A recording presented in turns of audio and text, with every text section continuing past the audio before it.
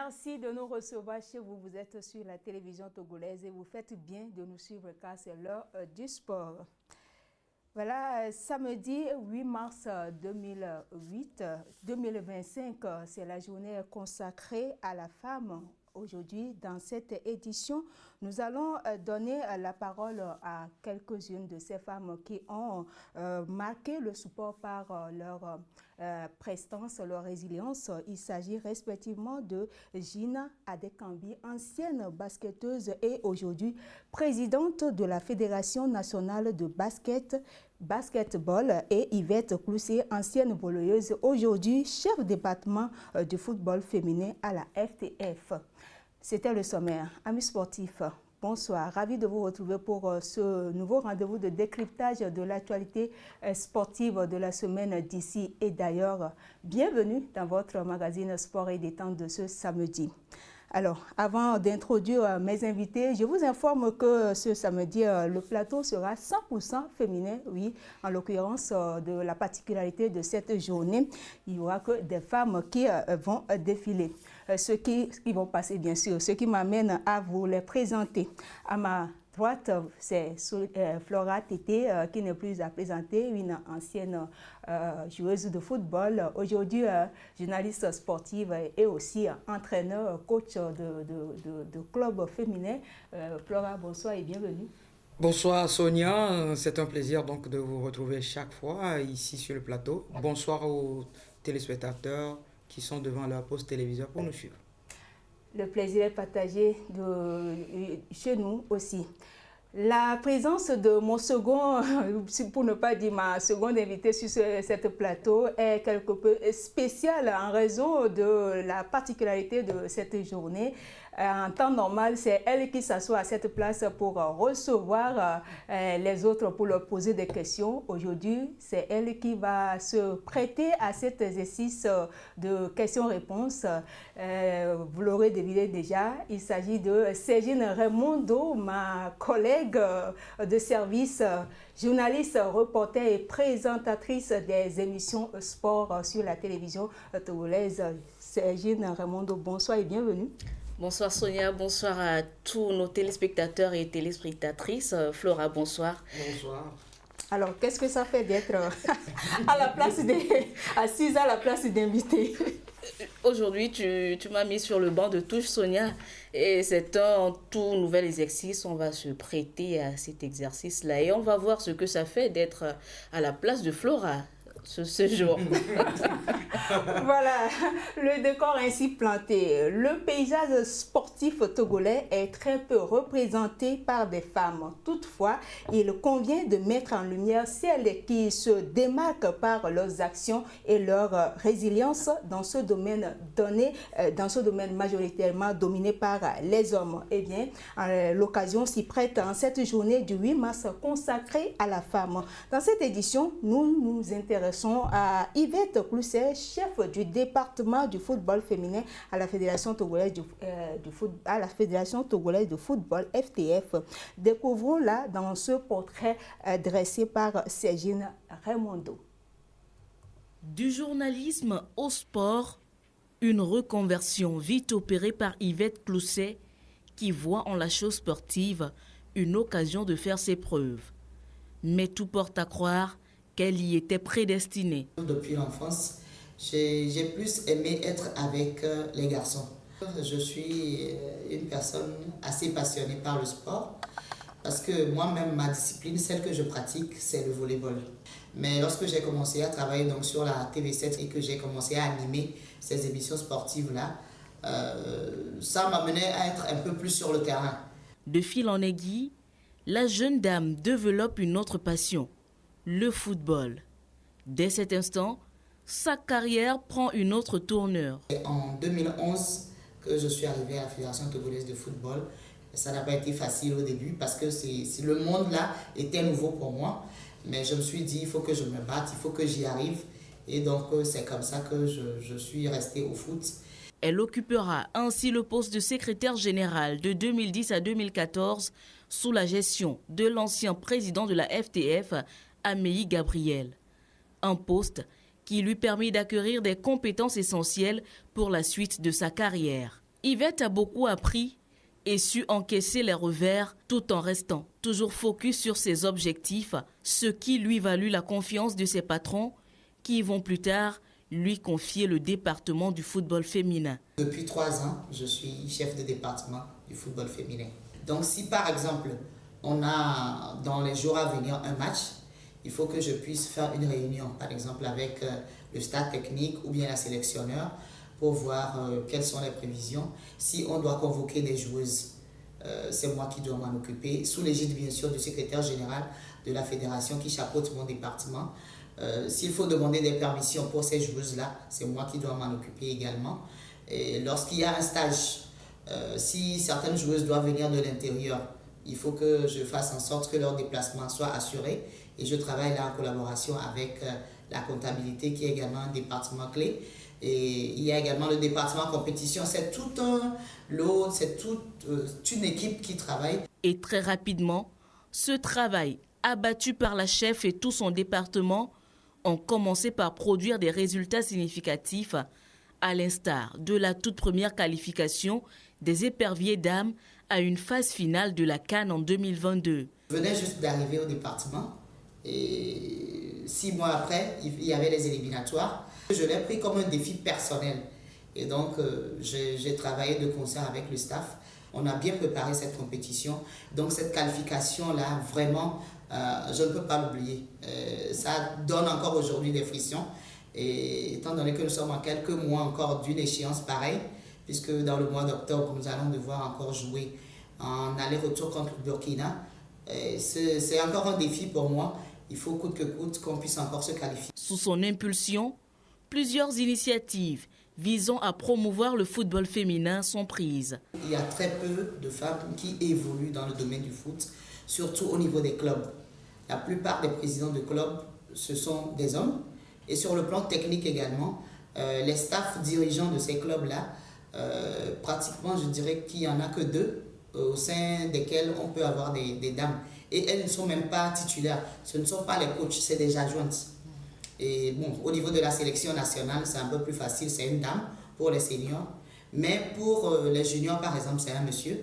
Ce qui fait qu'il n'y a pas d'équilibre. Donc on est en train de faire un travail pour pousser un peu plus nos jeunes filles à pratiquer dans ce domaine. Au-delà de ça, nous avons même des relations jusque dans les familles. Parce qu'il y a encore quelques années, c'était difficile qu'une fille se lève pour dire « je viens jouer au foot ». Et il faut tout faire aussi pour être en bon terme avec les présidents de club. Je leur tire chapeau, ce n'est pas facile pour le football togolais, surtout pour le football féminin. Il y a beaucoup de difficultés et surtout sur le plan financier, ce n'est pas donné. En dehors de ses fonctions administratives, Tassigan, comme aiment bien l'appeler ses proches, incarne un modèle pour toutes les jeunes filles qui rêvent de se lancer dans le sport et plus précisément dans le football. Ce n'est pas parce que nous parlons de 8 mars qu'il faut penser que nous sommes devenus des messieurs, nous sommes devenus des hommes. Il y a l'égalité, d'accord. Un homme, il ne pourra jamais accoucher. Ça, c'est un avantage que nous avons. Mais aujourd'hui, physiquement parlant, tout ce que l'homme fait, la femme peut le faire. Donc, il faut s'efforcer. Il ne faut pas se mettre soi-même des barrières. Mais en tant que femme, il faut aussi savoir utiliser ses atouts. Parce que ça, personne ne peut le dénier. Une femme a toujours des atouts. Un petit sourire, ça ouvre des portes. Une petite mimique, ça vous permet d'obtenir beaucoup de choses. Pas de manière négative. Il faut avoir de la dignité. Sa capacité à fédérer et obtenir des résultats dans un milieu souvent dominé par des hommes fait d'elle une figure incontournable du football féminin au Togo. Merci à Sergine pour ce portrait dressé de la chef département du football féminin togolais à la FTF. Oui, Flora, j'imagine que vous la connaissez, Yvette Clousset. Alors. Mais bien évidemment, puisque sur le football, particulièrement, donc je la connais. C'est une grande sœur. Voilà, et est-ce que vous très avez, bon portrait en tout cas. Vous avez des expériences ou quelque chose à partager avec nous par rapport à elle? Oui, puisqu'elle est au département du football féminin et donc moi ayant en charge des jeunes filles aussi à mon niveau, il arrive des fois qu'il faut s'adresser à elle pour comprendre certaines choses, pour peut-être lever quelques équivoques par rapport à certaines choses liées à la pratique chez les dames. Donc, bien évidemment, on a du contact régulier. Oui, Sergine, c'est vous qui avez réalisé ce portrait, ce dossier-là sur la dame Yvette Clousset. Alors, en dehors de ce qu'on a vu dans le reportage, est-ce qu'il y a d'autres aspects ou bien quelque chose de particulier que vous auriez appris sur le terrain que vous n'avez pas relevé ici, que vous voulez partager avec nous? Bon, je pense que, bon, Tassigan, c'est comme ça que nous l'appelons, Tassigan, c'est une dame aux multiples casquettes. Ça a été un plaisir de travailler avec elle pour la réalisation de ce portrait-là. Elle est très ouverte, elle nous a tout de suite accueillis. Et encore que c'est une consoeur, elle a eu à faire le journalisme. Et c'est de là que elle est devenue aujourd'hui administrative ou dans l'administration du sport en général. Donc, c'était plutôt le contact, c'est vite établi, c'était facile. Et puis surtout, on a remarqué que c'est une dame à la tête bien pleine. Travailler avec elle, c'est facile, ça coule, comme on va le dire ainsi. Tout de suite, lorsque on n'a pas eu à préparer un protocole de questionnaire.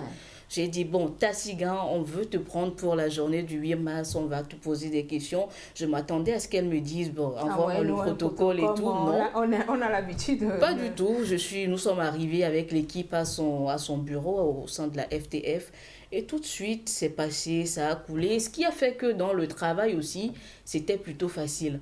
Donc, c'est ce que j'ai apprécié sur elle. Et ça m'a permis aussi de découvrir une autre facette d'elle. Parce qu'on la voit souvent sur les terrains de reportage. On la voit lorsqu'on va pour des reportages, oui. Mais on n'a pas souvent cette proximité avec la personne.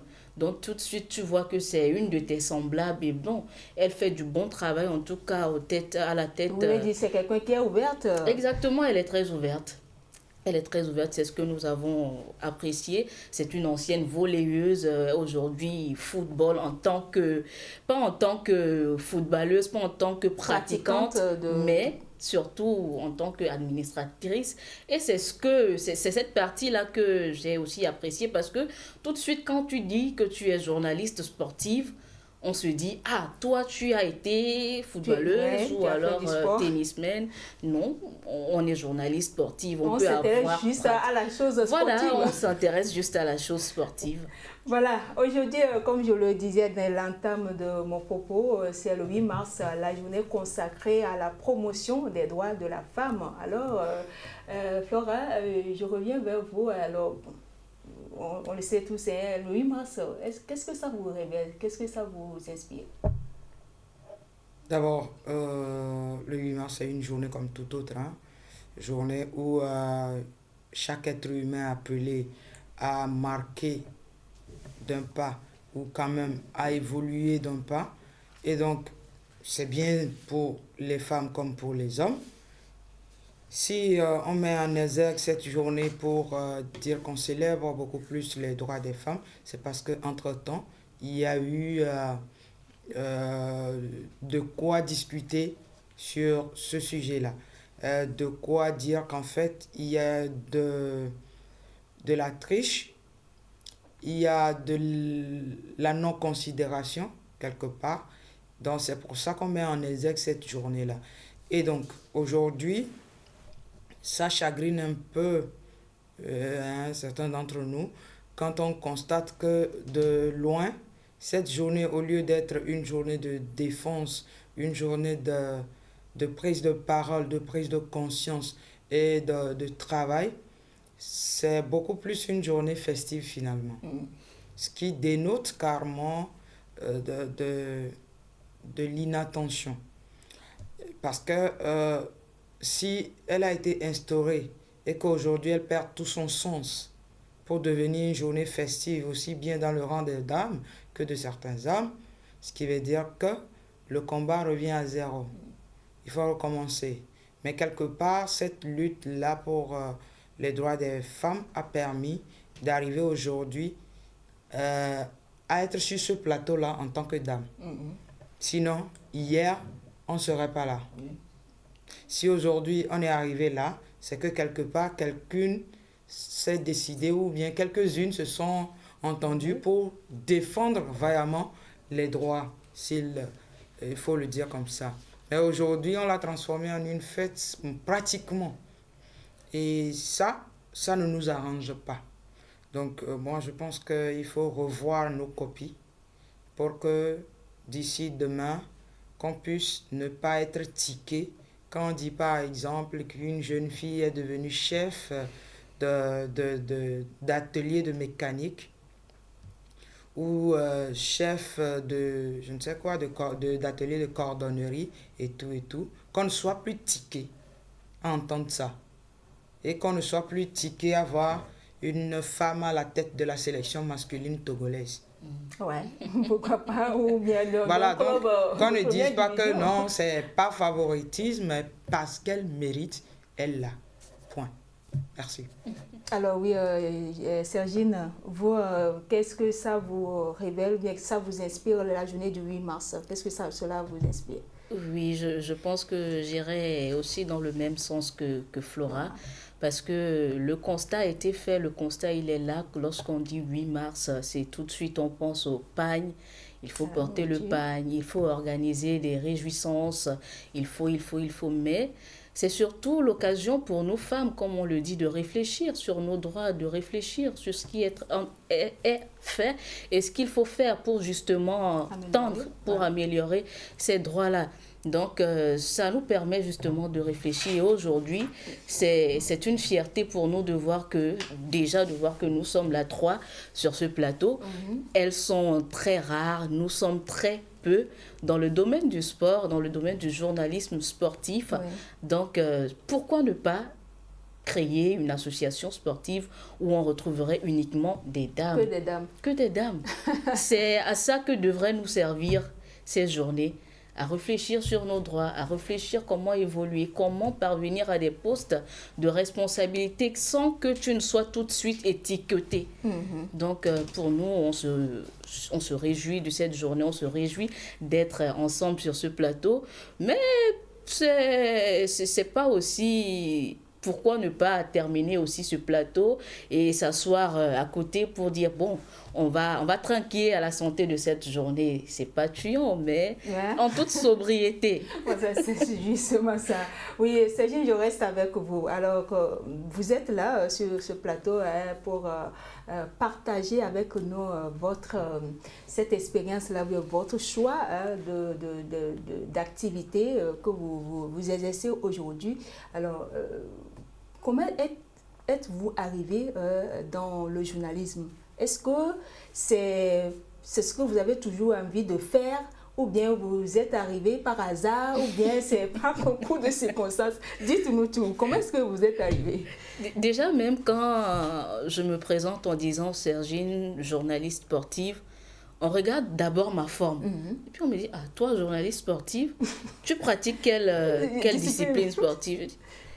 Pourquoi est-ce que vous me posez d'abord cette question de savoir qu'on peut être journaliste sportif sans toutefois pratiquer? Alors, donc, c'est juste pour dire que le journalisme, déjà, dans son ensemble, c'est une passion. Donc, très jeune, papa a déjà commencé par nous mettre sur cette voie-là. Donc, au collège, au lycée, c'était toujours dans des clubs de journalisme à la maison. C'était toujours simulé, regarder les gens qui faisaient bien ce métier et se dire que moi aussi, je veux ressembler à tel. Moi aussi, je veux faire comme tel. Parce que c'est un privilège de se placer derrière une caméra et parler pour que tout le monde vous regarde. C'est un privilège, c'est un honneur. Donc, moi, j'aimais ça, j'aimais la beauté de ce métier, j'aimais la noblesse de ce métier. Et c'est comme ça que j'y suis entrée. Je n'ai fait que des études de journalisme.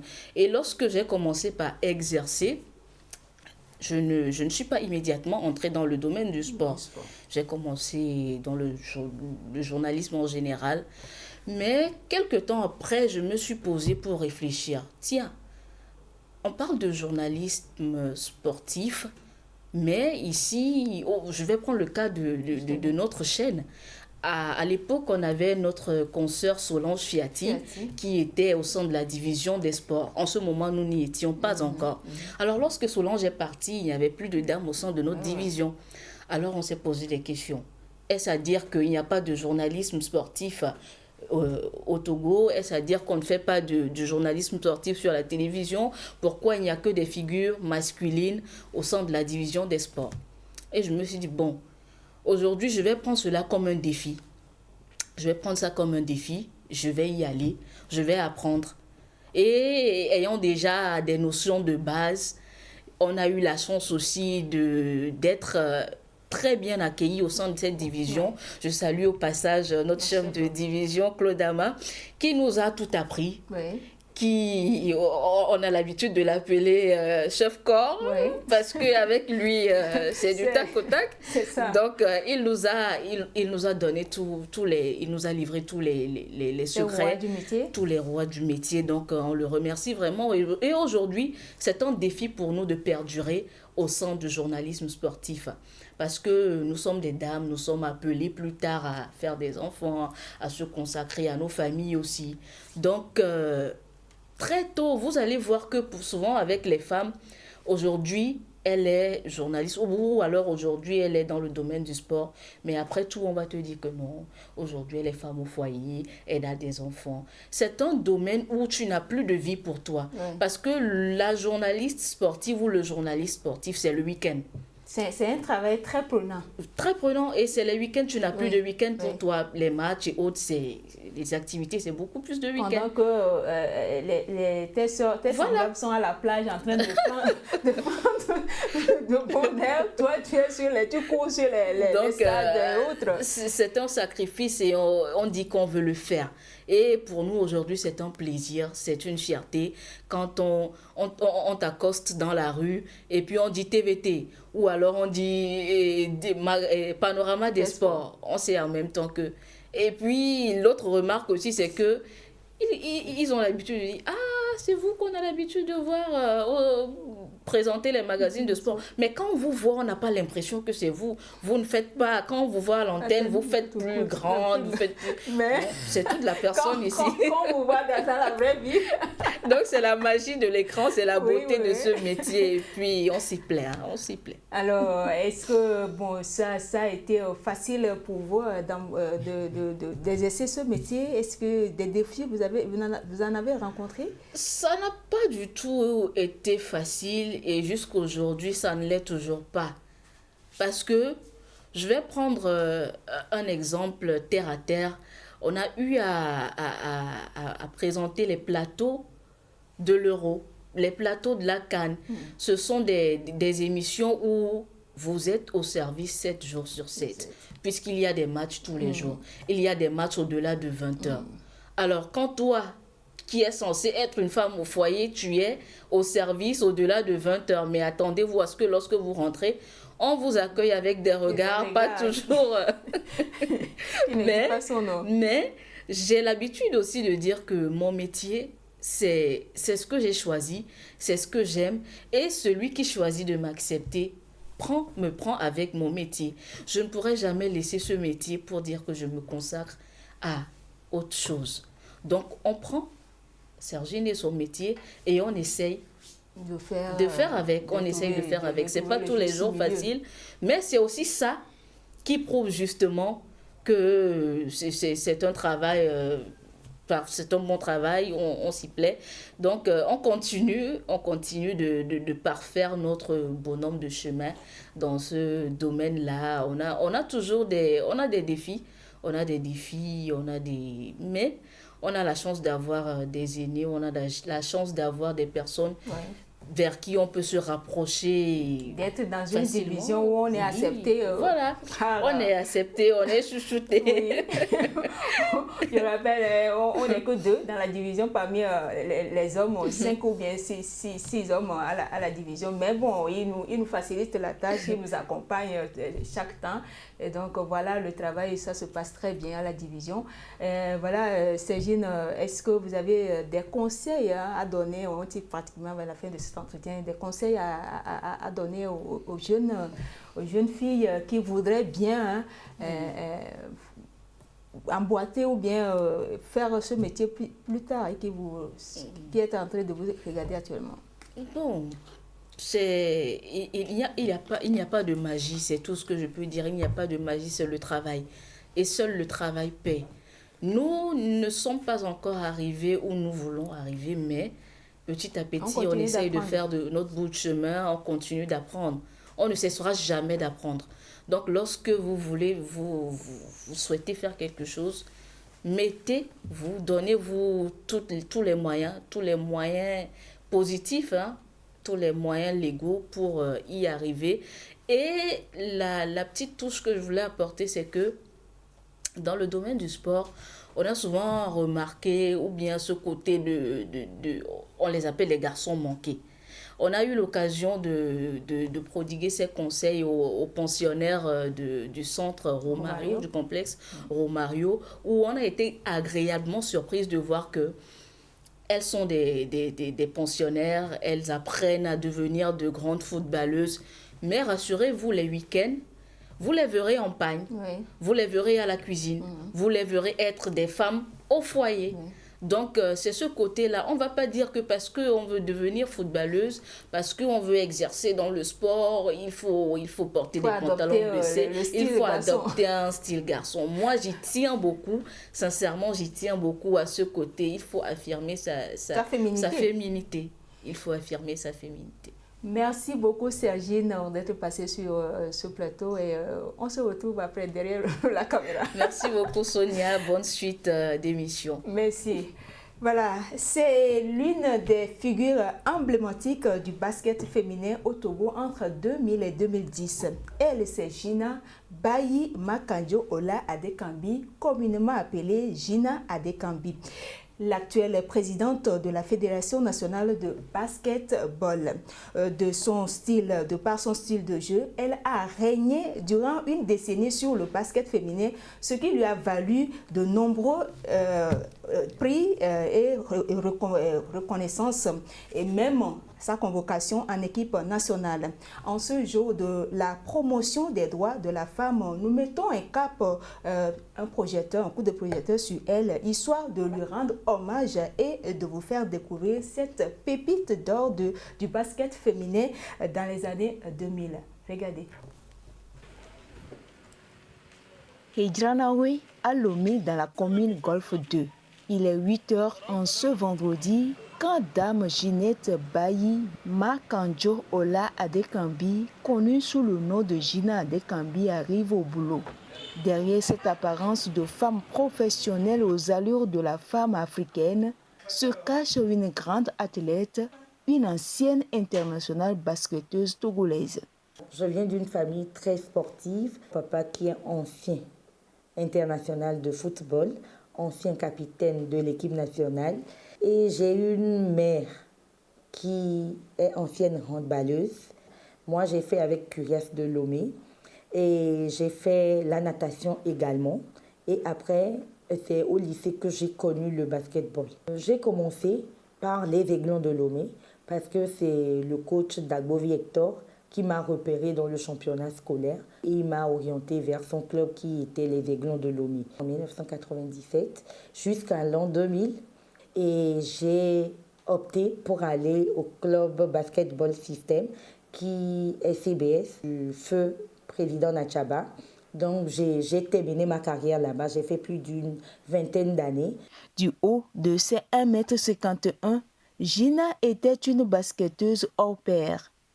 Trapue, habile dans les gestes et à droite devant le palier, la jeune athlète a su, de par son style de jeu, se démarquer et a conquis très rapidement le public sportif ainsi que la presse qui lui consacrait des articles. Un travail acharné qui lui a valu de nombreuses distinctions et sa convocation en équipe nationale en 2000. Dès que j'ai été sélectionnée à l'équipe nationale, avec mes prouesses en 2001 déjà, j'étais la meilleure joueuse d'un tournoi Open qui avait été organisé. Et puis, il y avait mon club qui excellait sur le plan national en tant qu'équipe championne du Togo, et où j'ai été en 2003 meilleure joueuse également en 2005. 2005, c'est l'année de mon année, parce que c'est l'année où j'ai remporté en même temps le titre de meilleure joueuse du Togo et en même temps meilleure marqueuse du Togo. Et c'était l'année en 2005 où nous avons également participé à la phase finale de la Coupe d'Afrique des Nations à Abuja. En 2006, j'ai été vice-championne du Togo. 2007, j'ai été championne du Togo également. Et en ce moment également, j'ai été meilleure marqueuse. En 2007, c'était à Sokodé. Et en 2008, j'ai été meilleure marqueuse de la saison régulière. En 2009, je suis revenue pour être vice-championne du Togo, toujours avec CBS. Et en 2010, j'ai été championne du Togo. Maintenant, en 2011, je me suis dit qu'il faudrait que je donne la prérogative à la famille. Et puis, c'était la fin de toute une carrière. Je me suis dit, bon, il faudrait que je puisse laisser la place à la nouvelle génération.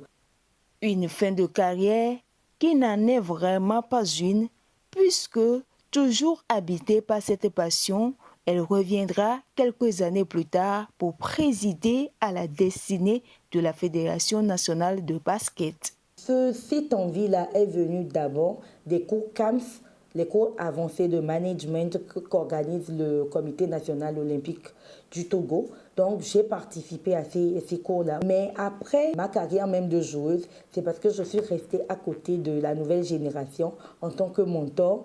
Donc, ça m'a motivée. Je me suis dit, mais il faudrait que je puisse me lancer pour pouvoir aider cette jeune génération. Le basketball togolais aujourd'hui va de mieux en mieux. Le premier mandat qui s'est travaillé à la base. Dans cette formation à la base, nous avons eu une équipe cadette quand même qui a eu à remporter la médaille de bronze aux Jeux africains de l'ACNOA à Lomé, où nous nous sommes dit qu'il fallait quand même aller maintenant à l'étape de compétition et à l'étape élite. Dans ce second mandat, je crois que nous allons les orienter vers les prochaines échéances de compétition, notamment la compétition africaine des U16 qui va avoir lieu en avril prochain.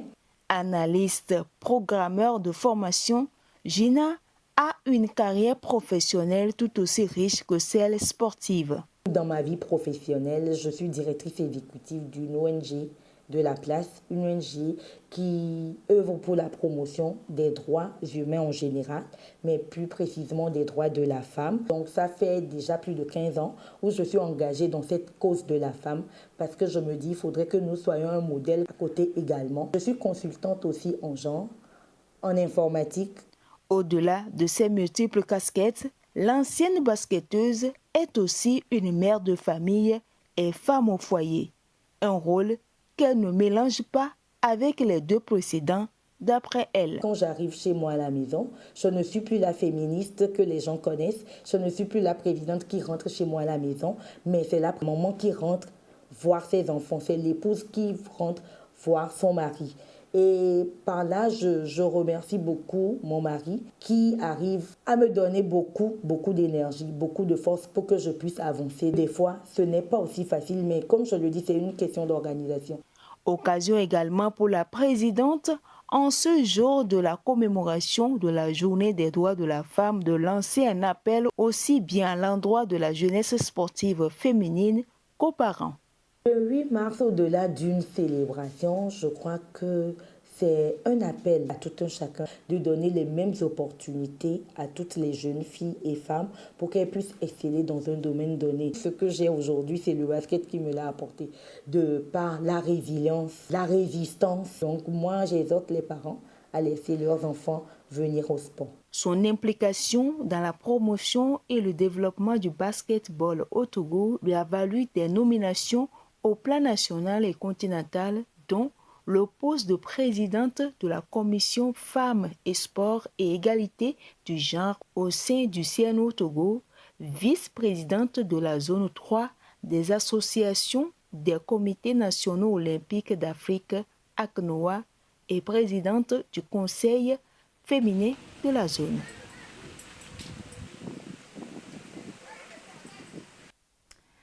Voilà pour ce qui est de cette pépite d'or des années 2000 du basket féminin au Togo.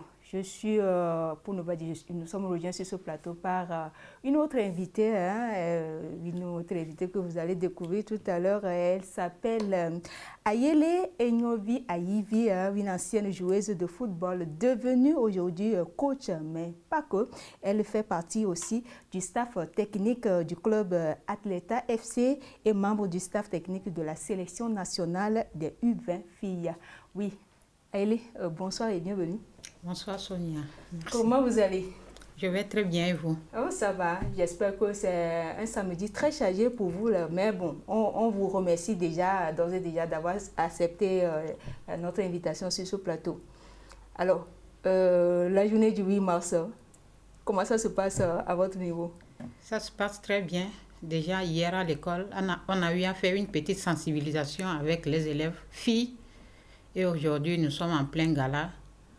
Au camp 2e mairie d'Aïdo Gomé, un gala féminin également, toujours dans la journée du 8 mars. Et donc, tes filles, elles se comportent bien? Oui, actuellement, mes filles sont en finale et ça va se jouer cet après-midi. Ah, la félicitation d'avance. Merci. Oui, Flora, voilà Madame Gina Adekambi, son portrait.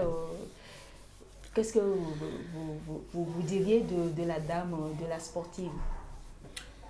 D'abord, je veux dire chapeau à la télévision togolaise qui a bien voulu faire ce zoom-là sur deux sportives, deux dames. Ce n'est pas toujours ça. On parle moins de celles qui ont fait la pluie et le beau temps. Elles ne sont pas nombreuses. Elles ne sont pas nombreuses. Mais les quelques-unes qui l'ont fait, on n'en parle pas. Donc ça fait du bien de voir quand même que la chaîne mère s'est intéressée à la gente féminine, particulièrement dans le sport. Et c'est bien.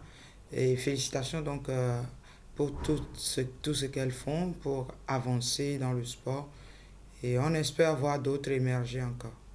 Oui, aujourd'hui, quelle est votre appréciation des filles ou bien de la gente féminine qui pratique? Est-ce que le sport pratiqué par la gente féminine, est-ce qu'il y a eu de l'évolution ou bien d'après vous, bon, ça ne va pas toujours? Oui, Sonia, si aujourd'hui on peut parler de sport féminin au Togo, c'est qu'il y a eu du chemin fait, il y a eu des avancées. Et aujourd'hui, on peut parler aisément de compétition féminine, ça et là. Même si ce n'est pas au plan national. Il y a de cela 10 ans, je prends juste 10 ans en arrière. On ne peut pas parler de tournoi féminin U20. Au football, on n'en parle même pas. Ouais. Mais aujourd'hui, on peut en parler. Aujourd'hui, on peut parler d'un tournoi purement pour les dames. Avant, qu'est-ce qu'on nous faisait faire? C'est les levées de rideau, 15 minutes x 2. Des fois 10 minutes x 2. Aïvi ne me dira pas le contraire. Voilà. Mais aujourd'hui, on peut avoir une compétition à proprement parler qui ne rassemble que des dames, qui se joue entre dames. C'est déjà bien. Même si c'est des initiatives privées, c'est déjà ça. Mais on ne va pas dormir sur nos lauriers parce qu'on a fait du chemin. Il reste encore beaucoup à faire. Quand par exemple, moi je jette un coup d'œil et que je vois une sélection de basketball qui a fait la pluie et le beau temps du 3 contre 3 ici au Togo, une sélection dames. Coucou au passage à ces joueuses-là, Sami Apindra, Pierrette Torsou, Ndoukou et Rachel, à Fetche Elisabeth, sont des dames qui ont fait régner le basketball togolais, féminin surtout, sur l'échiquier continental à un moment donné, du 3 contre 3. Mais aujourd'hui, cette sélection-là, voilà, elle est éteinte à un moment donné. Il y a toute une vague de joueuses de football qui n'ont pas pu finalement faire quelque chose de leur carrière. Or, elles en rêvaient toute une carrière étincelante, mais finalement, certaines n'ont même pas porté la tunique jaune. Vous imaginez? Oui. Certaines ont raccroché bien avant, malgré le talent. l'âge finit par rattraper.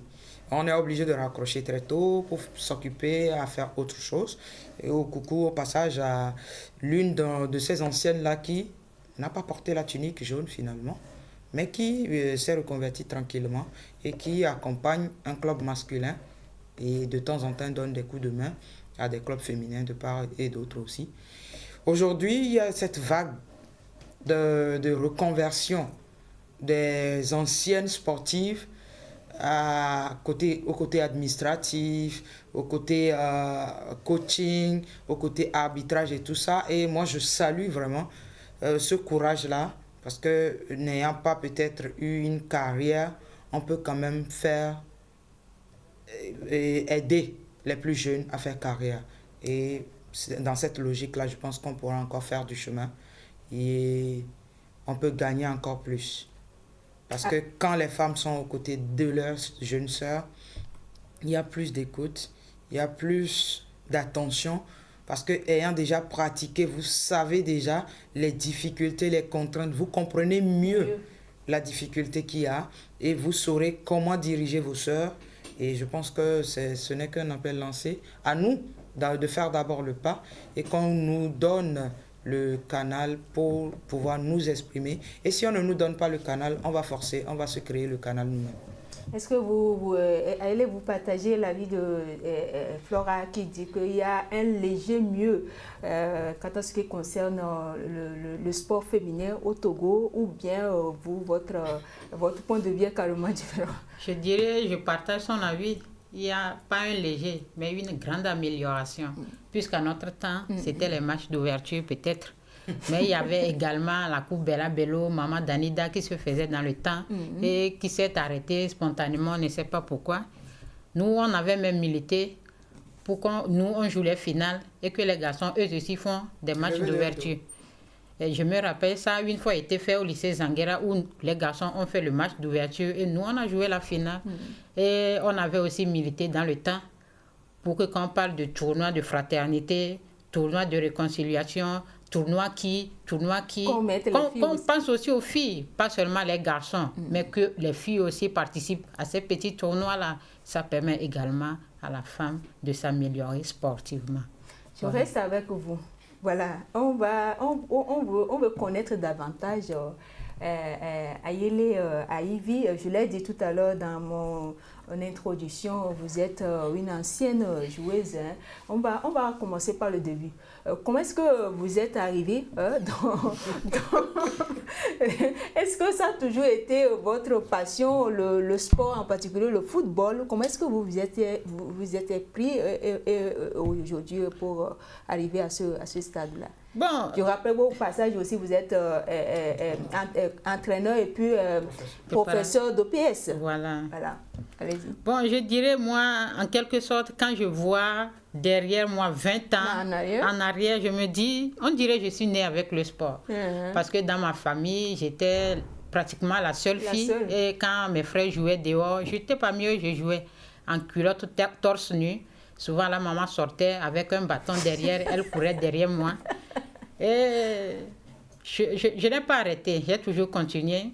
C'est au CG Caraville, après mon CPD, que j'ai eu une aubaine dans le foot parce que là-bas, on jouait les interclasses féminins. Voilà. Il y avait interclasses masculin et féminin. Et de là, j'ai intégré le club de Cara qui était Bel FC dans le temps, devenu ASCO féminine aujourd'hui. C'est ça.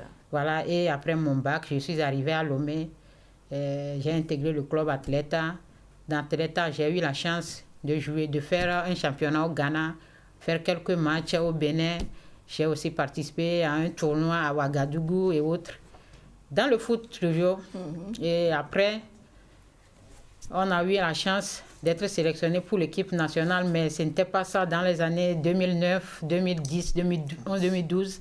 On s'entraînait, mais après, on nous encourageait, on a toujours continué puisque le Togo avait désisté. Bon, il n'y avait pas de souci, on s'entraînait, mais avec le temps, on s'est dit, bon, on a concilié études et foot jusqu'à un niveau donné. Il était temps qu'on puisse pencher d'un côté. Il y avait aussi le boulot qu'on devait choisir.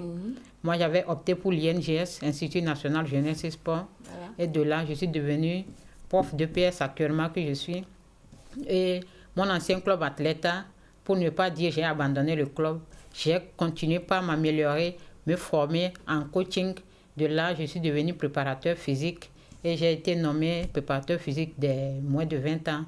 J'interviens également au centre FSA dans la catégorie féminine où je suis à l'adjoint, le coach adjoint et préparateur physique également. Alors, félicitations pour toutes ces nominations. Alors, on comprend que le chemin n'a pas été facile. Est-ce qu'aujourd'hui, vous regrettez ce choix-là ou pas du tout? Je ne regrette pas du tout. À voir dès le début, c'était déjà tracé. Dès le début, déjà à 12 ans, j'ai commencé à bosser. J'avais même mon petit emploi du temps parce qu'il fallait concilier études et sport. Quand moi je suis arrivée à Lomé, c'est ce que j'ai toujours conseillé aux filles, parce que quand moi j'étais arrivée à Lomé, la majorité de notre promotion ne voulait pas fréquenter parce qu'elle voulait le foot. Voilà. Alors que dans notre temps, le foot n'était pas tellement développé pour qu'on puisse dire, voilà, le football féminin n'était pas développé pour qu'on puisse dire qu'on va laisser les études et se concentrer totalement au foot. Voilà, bon, je ne regrette pas. J'ai eu à avoir mon bac, à faire l'institut, à avoir ma licence. Aujourd'hui, je suis prof d'EPS. Je peux dire j'ai accompli ce que je voulais. Maintenant, c'est d'exceller dans mon domaine en tant que professeur et en tant que préparateur physique. Voilà un peu. Oui, on imagine, vous le dites tout à l'heure, à l'époque, vous rêviez porter les couleurs du pays, mais bon, vous avez eu la chance, mais pas aussi la chance. Est-ce qu'il n'y a pas eu un petit regret à ce niveau? Bon, je ne dirais pas. Dans la vie, il faut toujours prendre les choses du bon côté. On a été sélectionné pour l'équipe nationale. Dans les palmarès de la FTF, si on fouille les joueuses présélectionnées dans le temps, on va toujours trouver nos noms. Voilà. Et Dieu est dans les choses. Je n'ai pas porté la tunique jaune, mais je suis toujours dans un staff de l'équipe nationale. Alors, pourquoi dire que je regrette quelque chose? Non, je ne regrette pas toujours. Voilà. Donc, aujourd'hui, vous l'avez dit, aujourd'hui, vous êtes reconverti en coach. Voilà. Comment ça se passe à ce niveau? Ça se passe très bien. On continue d'apprendre. Le coaching, on ne peut jamais dire qu'on connaît tout. On doit apprendre, accepter les remarques, s'améliorer et toujours mieux faire. C'est tout. Alors, si vous aviez quelque chose à dire ou bien un message à l'endroit, je ne sais pas, des autorités ou bien des filles qui voudraient bien faire comme vous, qu'est-ce que vous leur diriez? Quel conseil vous leur donneriez? Bon, c'est toujours de se battre. C'est seul le travail qui paie. Oui. On ne se décourage pas. D'abord, on fréquente. Pour jouer, il faut aussi fréquenter. Voilà. On peut. Il ne faut pas dire, comme moi je joue, je ne peux pas, bien comme moi je pratique un sport, je n'ai pas le temps d'apprendre. Nous, on l'a fait. Pourquoi pas vous? Il faut faire le sport, mais aussi continuer par étudier. Voilà. Essayez de faire votre emploi du temps. Les leçons que vous avez, faites un petit emploi du temps. Aujourd'hui, c'est cette leçon-là que j'apprends. Aujourd'hui, c'est cette leçon. Nous, on a eu à le faire. On voyage, on revient. Tu as ton emploi du temps. Tu dois apprendre cette leçon avant le lendemain. La maman aussi, elle t'attend. Elle attend tes copies. Si ça ne va pas, elle va à l'école pour voir pourquoi elle n'a pas reçu de copies. Important. Voilà. Donc peut-être il y en a, ils n'ont pas de parents qui les suivent à la lettre. Mais quand même, quand tu es déterminé, tu veux faire quelque chose, c'est déjà bon. On doit concilier études et sport pour pouvoir mieux évoluer. Parce qu'on doit aussi comprendre qu'après le sport, il y a la carrière qui attend, ou bien l'avenir qui attend. Le sport, ça finira un jour. Ouais. Mais après le sport, si tu n'as pas pu réussir, que faut-il faire après? C'est ça, la grande question. Voilà, merci beaucoup à Ily, à Ivy d'être passé sur ce plateau. Un dernier mot avant de conclure avec vous. Je sais que bon, vos filles vous attendent parce que vous êtes talonnés par le temps. La finale, c'est tout à l'heure que ça va se jouer. Alors, oui, c'est ça. Un dernier mot pour conclure. Bon, je voulais dire, au niveau de 8 mars, la journée du 8 mars, je dirais c'est une aubaine pour la femme, la jeune fille dans son ensemble. Quand on dit célébration de la journée du 8 mars, ce n'est pas uniquement pour la fête, mais c'est pour faire comprendre également à ceux qui n'ont pas encore compris cela. Je peux parler des contrées reculées. Peut-être il y a des femmes qui n'arrivent pas à s'affirmer, à s'autoproclamer. C'est l'occasion à ces jeunes filles-là. Quand on dit 8 mars, aujourd'hui, il y a quelque chose. Il y en a qui vont dire, pourquoi? Qu'est-ce qu'il y a? Et on va leur expliquer aujourd'hui, c'est la journée de 8 mars. C'est pour leur faire comprendre. Quand on parle d'égalité, ce n'est pas égalité physique, de force physique. Mais c'est pour dire que ce que la femme fait, l'homme aussi peut le faire. On peut prendre l'exemple des mécaniciens, des maçons, des menuisiers. Aujourd'hui, il y a des femmes maçons, des femmes mécaniciens, des femmes menuisiers. À l'école, la preuve, il y a plus de filles que de garçons à l'école maintenant. Ouais. Par exemple, chez moi, on a plus de 1000 élèves. Mais les élèves filles sont plus intelligentes que les élèves garçons.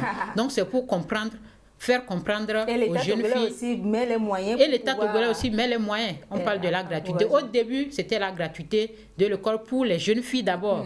Et après, ça s'est généralisé. Vous voyez un peu. Non, c'est pour faire comprendre aux gens que le 8 mars, c'est pour célébrer la femme. Mais de faire comprendre à la femme que ce que les hommes font, les femmes aussi peuvent le faire. Pas pour dire que égalité, ça veut dire la femme est plus forte, elle sera aussi plus forte physiquement que l'homme. Non. Mais quand on parle d'égalité dans ces petits domaines-là, dans ces petites fonctions et d'égalité d'intellectualité. Merci beaucoup à Elle et à Yves pour d'être passé dans cette émission. Bonne suite et bonne suite pour la réussite de ce tournoi, de remporter la coupe. Merci beaucoup. Voilà. Tout autre sujet à présent. Le top de départ de la 12e édition du Gala des professionnels de la microfinance a été donné jeudi dernier au siège de l'Assemblée professionnel de système financier décentralisé du Togo. Au cours d'une conférence de presse, le comité d'organisation du Gala a donné le contour de cette édition. Laurent Romagon.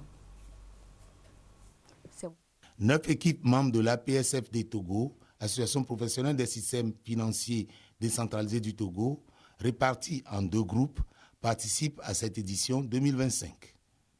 Le groupe A comprend le tenant du titre, FUSEC Togo, La Fructueuse, Grâce Plus et SECA. Le groupe B se compose de WEDIS, COPEC AD, CFECAF, MGP, CC, Millennium et COPEC FI. L'objectif est de promouvoir le secteur des systèmes financiers décentralisés, renforcer la cohésion entre les différentes institutions financières de microfinance au Togo et permettre aux participants d'être en forme pour bien assurer leurs tâches quotidiennes. Cette édition porte des innovations. 12e édition, je peux dire que même quand un enfant naît à 12 ans, il commence déjà par comprendre ce qui est bien et ce qui n'est pas très bien. Et donc déjà l'année dernière, on a donné le ton, mais cette année particulièrement, les ajouts, c'est que en dehors de tout ce que nous faisons avant, notamment la mobilisation, la Croix-Rouge et tout, cette année, on a ajouté la visite médicale pour analyser d'abord l'aptitude des joueurs, comme c'est des employés par rapport au football. Et cette année également, nous avons décidé d'ajouter une très grande caravane qui verra la mobilisation de tout le secteur de la microfinance. Ce n'est pas seulement les équipes qui participent au tournoi, mais nous souhaitons que toutes les institutions de microfinance au Togo participent à cette grande caravane qui se fera en marge du tournoi et qui sera également un grand événement qui est unique. La compétition des microfinances démarre ce 15 mars 2025 sur le terrain d'Agaza à Gbossimé, coup d'envoi 6h. La rencontre inaugurale mettra aux prises FUSEC Togo et La Fructueuse. L'internationale togolaise de football, Wedi Koumafi, a animé une conférence de presse le week-end dernier pour justement lancer son initiative, son idée de promouvoir le football féminin à la base. Nous l'écoutons à travers cet élément. Le projet que j'ai lancé, c'est pour détecter les talents que je vais suivre moi-même personnellement à la fin. Parce qu'à la fin, je compte créer une fondation à mon nom. Comme ça, je pourrais bien suivre ces talents de près. Il y a assez de joueuses au Togo, sauf qu'il n'y a pas de moyens pour détecter ces talents. Sinon, il y a assez de talents au Togo. C'est un tournoi du foot scolaire, parce que dans les établissements, il y a les jeunes filles qui aimeraient pratiquer le foot, mais n'ont pas l'opportunité d'intégrer une équipe féminine. Je pense que partant de là, on peut détecter ces talents et on va les suivre de près. Ça fait déjà 5 ans que je suis en France et j'ai un peu aussi les connaissances. Donc ça peut le faire. Moi, j'encourage ces filles qui viendront participer au tournoi. Ça ne serait pas facile. le football, déjà, c'est pas facile, surtout pour les filles où on n'est pas totalement accepté dans la société. D'autres ont encore cette mentalité qui disent que la place de la femme, c'est à la cuisine. Et je pense qu'elles doivent avoir le mental fort pour surmonter certaines critiques. La fédération ne peut que soutenir toute initiative qui va dans le sens de la promotion du football et en particulier du football féminin. Surtout que non seulement ça va répondre à un certain désir de faire des détections pour promouvoir les meilleurs talents, mais c'est surtout un projet porteur de valeurs. Et je suis très content que ce soit ma fille qui porte ce projet parce que j'ai suivi son arrivée et son parcours en France. Et je pense qu'elle est la personne la plus indiquée pour porter ce projet par rapport à tout ce qu'elle a vécu depuis son arrivée en France et qu'elle soit encore aujourd'hui en état de venir aider notre équipe nationale pour les compétitions continentales. La direction technique accompagnera ce projet et s'il y a demande que nous l'assistions dans l'organisation de cette compétition, j'y veillerai particulièrement pour que la direction technique nationale puisse l'accompagner jusqu'au bout. Voilà, Flora, du coup, ma fille qui veut apporter sa pierre dans la promotion du football féminin au Togo. Oui, c'est une belle initiative. Hein. Moi, j'encourage vraiment et je salue le fait qu'elle ait pensé à démarrer la promotion du football féminin à la base et à penser déjà à le faire dans les écoles. Dans les écoles parce que quelque part, la majeure partie aujourd'hui se retrouve dans les écoles. Elles ont envie de commencer, mais faute d'emploi, de calendrier favorable, elles ne viennent pas.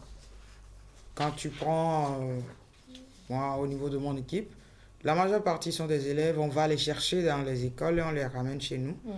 Mais des fois, vous avez la proposition comme quoi il faut le faire dans notre établissement comme ça.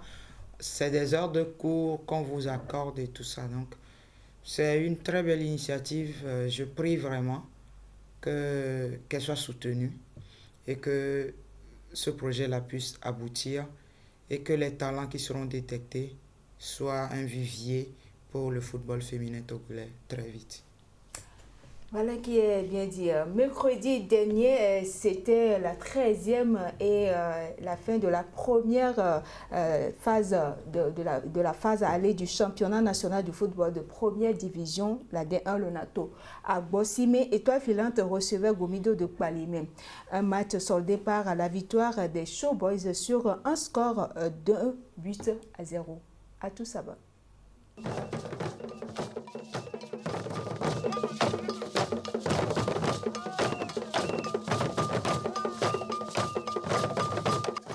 Treizième et dernière journée de la phase allée du championnat national de football de première division D1 Lonato. Étoile Filante de Lomé perd 0 but contre 1 face à Gomido FC de Kpalimé. Et pourtant, les Bleus de la capitale avaient plus d'arguments à faire valoir au cours de la partie. Le capitaine Amoussou et ses coéquipiers ont étouffé l'adversaire. Malheureusement, l'attaque brille de maladresse face au goal Youssouf Morou. Les Showboys vont subir les assauts étoilistes jusqu'à l'heure de jeu, avant de retrouver leur lucidité. Kodi Kokokouvi, l'ailier gauche et son capitaine Ouro Gafo s'illustrent dans les duels. Gomido renverse la tendance. Une domination des derniers instants qui porte son fruit à la 90e minute sur cette tête de Oluwafemi Omolewa.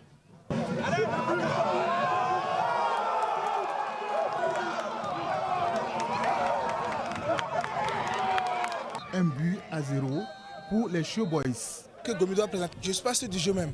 J'étais tellement ému. Moi, je pensais que le match doit être 0 partout. Mais la victoire, vraiment, ça nous a soulagé. Et puis, ça va beaucoup booster le moral aux joueurs de remonter, puis surtout remonter au niveau du classement. Avec une petite erreur, le but est arrivé à la dernière minute, ce qui nous a fait mal. J'ai aimé leur prestation parce qu'ils sont très calmes, ils jouent. C'est une équipe Ils travaillent en cohésion. Étoile filante aussi, bon, nos poulains, ils ont bien joué, mais ils sont très agités. Et puis, il y a aussi un manque de concentration. Dans les rangs des entraîneurs, un bilan à mi-parcours s'impose.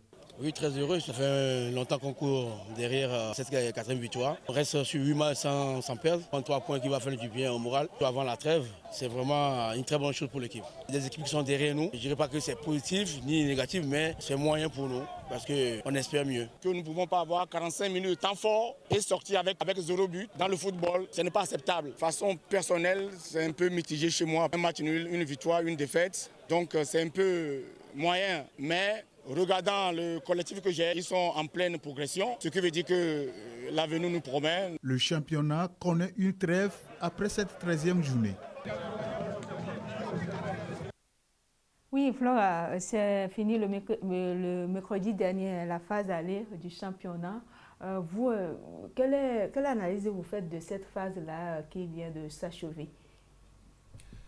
Bon, à part quelques clubs qui ont commencé par gagner en confiance comme Gomido et CDF Akno qui fait les matchs les plus durs de façon miraculeuse. Et voilà, donc on sent, je l'ai dit sur ce plateau au début de cette compétition, que chaque journée a son lot de surprises. Oui. Quand on prend l'étoile filante qui domine la rencontre pratiquement 1 heure de match qu'ils ont géré et que c'est dans la demi-heure restante là qu'on fléchit, ça laisse des questions. Quand on prend par exemple une formation du CDF Akno qui oblige Asco quelque part, qui vient obliger l'entente d'eux, on a l'impression qu'ils ne jouent que des matchs où on les attend le moins. Des matchs où ils ne sont pas venus favoris. Et donc, ça laisse des questions. Je pense que la trêve permettra à tous ces clubs-là, parce qu'on a jusqu'à 3 à 4 semaines, à tous ces clubs-là de se reposer, de se poser des réelles questions et de partir sur de nouvelles bases pour faire une phase retour sans faute. Félicitations au passage à l'entente 2 qui a tenu. Oui, c'est vrai, cette équipe a perdu à un moment donné la tête du classement, mais très vite, elle est revenue. Et voilà, donc ça fait du bien de savoir qu'en fait, il y a une progression, une pré-saison qui a payé, qui paye pour l'instant pour l'entente 2. On espère que cette saison, l'entente 2 va aller jusqu'au bout et garder la tête du classement. Parce que c'est un objectif qu'ils ont visé pendant 2 ou 3 saisons précédemment déjà et qui n'arrive pas à se concrétiser. Je pense qu'ils ont la chance cette fois-ci de le faire et d'arriver à bout. On a encore 13 journées à venir. On espère qu'ils vont tenir dans la cadence. Attention à ceux qui sont dans la zone rouge. Faites vite pour ça. Est-ce qu'il y a des clubs qui vous ont déçu lors de cette phase aller? Déception, j'en ai quand même. Oui. J'attendais beaucoup plus le CDF Akno, qui, ma foi, a été un adversaire de taille lors des exercices de la D2 pour monter en D1. Donc, je m'attendais vraiment à quelque chose à donner du fil à retordre aux habitués de la D1. Mais pour l'instant, ça ne prend pas. La mayonnaise ne prend pas. Donc, c'est l'une de mes plus grandes déceptions. Et quelque part, il y a Mango. Oui, Doumbé. Doumbé de Mango, qui, ma foi, est en train de sombrer un tout petit peu, vu des difficultés. Et je pense que c'est l'occasion pour que les acteurs puissent vite réagir pour ne pas... Ça fait 2 forfaits déjà. Voilà, pour ne pas faire sombrer cette belle équipe. Quand vous les voyez jouer, vous sentez qu'en fait, il y a une certaine envie de faire mieux. Et donc, je pense que cette envie-là, il faut qu'on la garde, qu'on l'entretienne pour que Mango puisse retrouver sa formation, Doumbé, C'est vrai que c'est épuisant pour eux. À chaque fois, il faut se déplacer. Qu'on soit à domicile ou qu'on soit à l'extérieur, il faut se déplacer. Et ça revient énormément lourd pour cette formation. Et je pense que c'est le moment de pouvoir réfléchir à tout ça, de pouvoir trouver des portes d'issue ou des approches de solutions qui permettront à cette formation-là de revenir très vite et très bien. Félicitations au passage à Gomido qui essaye de gagner chaque journée finalement pour ne serait-ce que remonter dans le classement. ASC Barracuda, attention, la lanterne rouge. Voilà. ASC Barracuda et puis Asco aussi. Asco est au milieu. Asco et SK, ils sont au milieu quelque part en train de trottiner. Ah ben voilà quoi. Mais bon, ils ne nous ont pas habitués à ce oui, il y a cela positionnement. 3-4 saisons où au bout de 5 journées, vous revoyez Asco, ASK remonter dans le classement. C'est ça en fait les associations sportives. Aujourd'hui, ça marche pour vous. Demain, vous retombez un peu, vous allez vous relever après si l'organisation est bonne. Donc, je pense que c'est le moment pour ces deux clubs-là qui sont en train peut-être de se reconstruire, de se repositionner. Et s'ils ne finissent pas à la tête du classement cette saison, ce n'est pas alarmant en soi, mais attention à ne pas tomber dans la zone rouge quand même et de pouvoir se réorganiser mieux et de revenir au devant de la scène. Voilà, retour à présent sur les matchs joués lors de la 12e journée. C'est dans ce medley préparé pour vous. Regardez.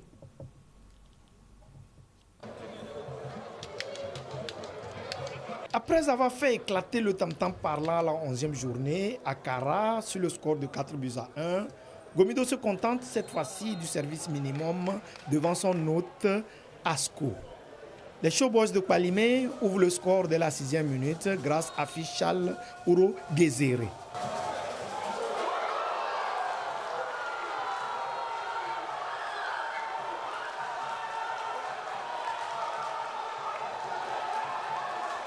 Score qui sera équilibré à la 66e minute sur cette action de Koko Aziadouvo, le frère du confrère Zeus Aziadouvo.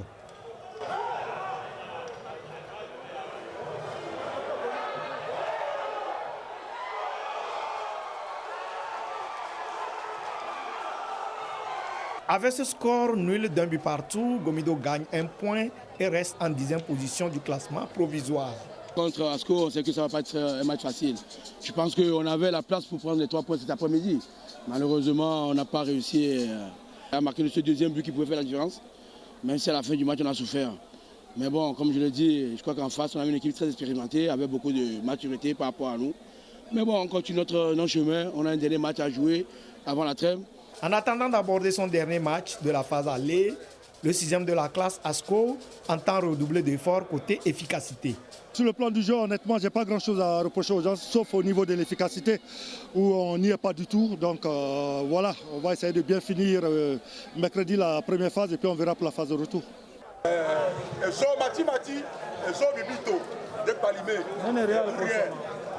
Merci là-bas, au caméraman. Là, Zino, là, Sosa. C'est au bout du premier quart d'heure que les jaunes et bleus de Kodjovia Kopeni et Konakwe mettent le pied à l'étrier. Illustration, avec ce coup franc neutralisé par le goal auterrois. Mais à la prochaine action, Augustine Koumson manque de lucidité et laisse le ballon, porté par Kodjo Aglewonu, terminer sa course au fond des filets. 1-0 pour Entente 2 au bout de la 20e minute. Une réalisation qui met les visiteurs en confiance pendant que OTR va courir derrière l'égalisation. Les prochaines 45 minutes, les jaunes et bleus optent pour un jeu défensif devant une équipe auterroise très possessive. Entente 2 parvient finalement à conserver son acquis malgré la réduction numérique. C'est qu'on a dit qu'on va limiter le nombre de touches. Mais après, la confiance, je pense qu'on a perdu un peu de confiance, on n'a pas pu récidiver. Oui, on a compris qu'il fallait défendre ce but. Surtout avec le carton rouge, on a compris qu'il fallait carrément mettre des gens qui permettront de conserver ce but. Pour les collecteurs d'impôts, le départ de Bruno Avotor, une fois encore, handicape cette jeune équipe. Est-ce que ça s'arrête au jeu d'aujourd'hui? Je ne suis pas sûr. Et je l'ai aussi dit l'autre fois qu'Avoto va toujours manquer parce qu'Avoto a pris du temps pour s'imposer. Mais quoi qu'on dise, un jour on trouvait un autre Avoto. Bon, cap sur en erreur. Bon, on sort d'une défaite. Une défaite d'affilée, je ne suis pas sûr que ça sera accepté par nous, le staff. Donc, ce qui fait qu'on va y aller derrière, corriger ce qui n'a pas marché pour nous, comme on vient de le dire. Ne pas se contenter de posséder le ballon jusqu'à la fin des 90 minutes. Maintenant, aller à l'essentiel, dans la réalité même du jeu, et pour pouvoir ramener au moins quelques précieux points de là. Les matchs de la D1 Lonato se poursuivent malgré l'absence du public sportif, ce qui constitue un manque à gagner pour les clubs et le développement du football togolais. Rien ne va cette saison pour l'AS Barracuda. Pour le compte de la 12e journée, les hommes du coach Wadja Lantam ont été à nouveau défaits sur la plus petite des marques face à l'Étoile filante, ce après le revers de la journée précédente devant Asco de Kara sur le même score. L'unique but a été l'œuvre de Harissou Ouro-Bodi, l'ancien coordonnant à la 58e minute. Malgré les tentatives de l'AS Barracuda pour revenir au score, l'Étoile filante a tenu bon jusqu'au coup de sifflet final, empochant ainsi les 3 points de la partie. Il faut féliciter Barracuda qui était très bien en place et qui nous laissait sortir. Mais dès qu'on sort de 25 et 30 mètres, ils impartent, ils cadrent bien le terrain. Et là, on a du mal à proposer ce que nous savons faire. Mais après, le deuxième mi-temps, j'ai amené de nouveaux sangs, de nouveaux éléments qui ont su gérer cette situation, qui ont stabilisé et qui ont essayé de jouer. C'est pourquoi on a su proposer quelque chose de mieux par rapport à la première mi-temps. Cette nouvelle défaite complique les choses pour les Portuaires qui sont toujours dans la zone de relégation. Il y a des jours sans. Donc aujourd'hui, on a essayé d'enchaîner avec une victoire, mais bon, ça n'a pas été le cas. Il reste une journée, on va essayer de faire un bon résultat pour terminer la phase aller. On pouvait mettre au moins 2 buts à la première mi-temps, ce qui n'a pas été le cas. Mais après, on prend un but derrière, un but qu'on pouvait aussi éviter parce que je pense qu'on joue en première division, il y a des erreurs qu'il ne faut pas commettre parce que quand on passe sur ton côté, directement on se retrouve dans ton but. Autre résultat à l'issue de cette 12e journée, le CDF Akuno et Unisport se sont séparés sur un score de parité 2 buts partout. Score de parité également entre Gomido FC et Asco de Kara, 1 but partout. De leur côté, l'ACK et l'AS Boblessou se sont quittés sur un score nul et vierge. Espoir FC a réalisé l'une des performances marquantes de cette journée en s'imposant largement à domicile face à l'AS Bina 3-0. La journée s'est achevée sur un forfait avec la victoire de l'AS Tambo sur tapis vert contre Doumbé, le club de Mango n'ayant pas effectué le déplacement d'Atakpamé. Au classement, Entente 2 garde son fauteuil de leader avec 23 points plus 6. Unisport est deuxième avec 20 points plus 6.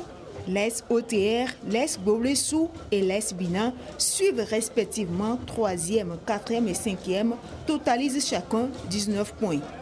L'ASCO de Kara, Espoir FC et l'ASK ont eux aussi 17 points. 9e, l'AS Tambo, 15 points plus 4. Gomido FC et Étoile Filante suivent avec 14 points plus 1 et 14 points moins 2. 12e, CDF Aknour, 10 points moins 8. 13e, AC Barracuda, 9 points moins 2. Et Doumbé ferme la marche avec 8 points moins 13.